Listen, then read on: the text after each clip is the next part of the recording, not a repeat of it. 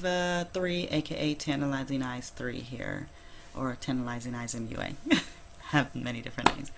But this is just a quick, just a little quick thingy. I am here to talk about IMATS International Makeup Artist Trade Show Toronto 2010.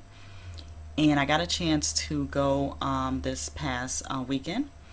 And I went both days, and just gonna do this real quick because I know I'm on a time limit with this video and I want to get all the highlights in. And I'm going to do a couple of videos here, and this is one of the ones I did, and this is on Kandee Johnson. She was there to speak. I didn't plan on seeing her, but because part of the reason I went to IMATS was to go to the workshops that were mainly on skills and techniques and so forth, and hers was on YouTube Guru Q&A. But I went ahead and went to see her, and I'm glad I did. She gave a great speech and everything, and I'm gonna let y'all look at the clips and highlights. Y'all don't want to hear me talk, y'all want to hear her talk. That's Toronto. My name is Melissa. I'm the Director of Education for IMATS, and on behalf of IMATS and Makeup Artist Magazine, I'd like to welcome all of you to the show. I'm very, very, very excited to introduce our speaker. I'm sure she needs no introduction, but I'm going to give one anyways. Her name is Kandee Johnson. This is her first time with IMATS. We're absolutely thrilled to be working with her. She is a YouTube guru, among other things. She's had over 65 million views on her web channels, which is just absolutely amazing. She has quite a following. She's been a makeup artist for over 10 years. She's worked on movies, TV shows, national ad campaigns, fashion shows, celebrities. Without any further ado, I'd like to welcome her to the stage.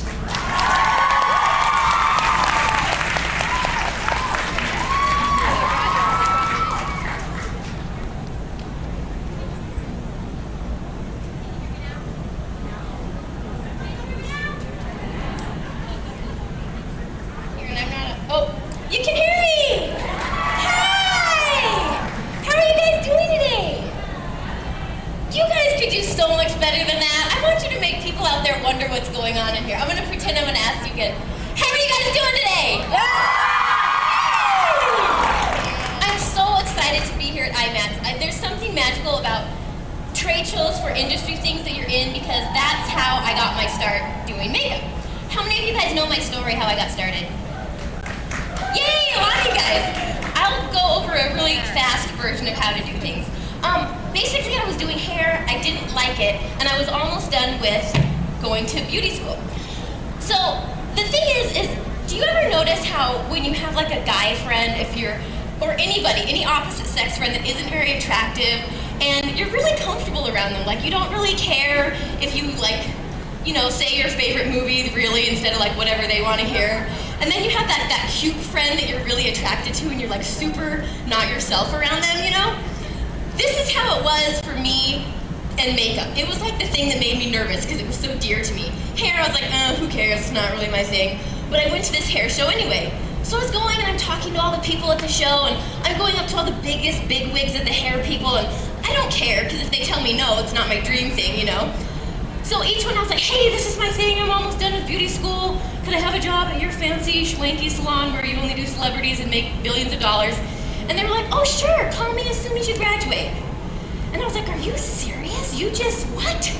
So this happened like 3 times. I went to like the top of everybody and asked them, they were like, oh yeah. And then I saw the Makeup Rush booth. And I was like, oh, I can't go over there.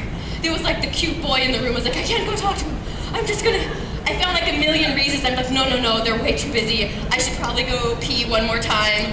I should probably go get another drink of water. I'll wait till the end of the day until the booth isn't so crazy. And so finally I was talking in my head to myself, and I was like, just go, Kandee, right now. You are gonna regret this tonight when you go home that you didn't go and talk to him and tell him your story, and you'll be kicking yourself. So the whole way I'm talking myself into going, I'm like, just go, keep walking, don't turn around. And the other side of my voice is like, just go get another glass of water, and they're really busy. And I was like, no, keep going. So the second I go there, I see this like almost 7-foot tall man, and very intimidating to me, but I was like, he's the makeup artist at the booth, I gotta go talk to him. And so after I got up enough courage to like utter out my little nervous spiel, I was like, I'm in beauty school, but I really want to do makeup. It's really what I want to do. And like a couple seconds later, he says, do you want to work on a movie? And I was like, I don't think I heard you say something right. Can you say that again? And he said, do you want to work on a movie? And I was like, yeah, I will pay you if I can work on this movie. And about 3 weeks later, I was on my first movie set. I was in my first makeup trailer. I took pictures of every moment. I loved the smell of the makeup trailer. I loved all the makeup cases. I loved how clean and sanitized it smelled. I love absolutely everything. It was so incredible to me. When you do something that you love so much, and you never really think it's possible, but you find it happening, it's such an emotional experience. I was like the biggest baby. Like everything made me want to cry. I'd be like walking to the trailer and I'd be like, I just want to cry right now because this is such an amazing moment. And people just probably thought I was weird. But when you do that, and I realized this is something I love, and working with people was something. The celebrity that was on the movie was very mean and made me cry the first day, so that probably could have derailed me, but I kept thinking, no, I'm not gonna let her making me cry and not want to come back today ruin my career.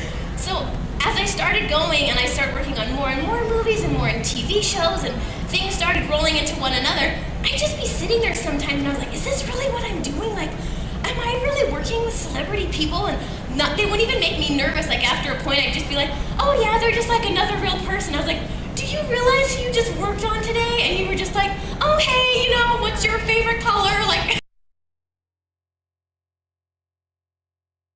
you realize everybody wants to feel beautiful. Everybody loves the transformation that makeup can give.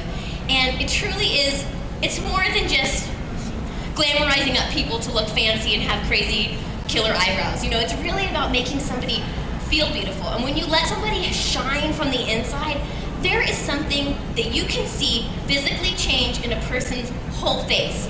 I may not have added that twinkle in their eye, but making them, when they look in the mirror and they see themselves feel beautiful, that's a gift that they will always treasure.